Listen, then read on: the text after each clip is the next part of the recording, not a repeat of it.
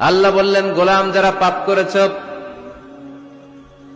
যারা অন্যায় করেছ, নিজের উপর নিজে জুলুম করেছ, লা তাকনাতু মির রাহমাতিল্লাহ, আল্লাহর রহমত থেকে নিরাশ হয়ে যেও না।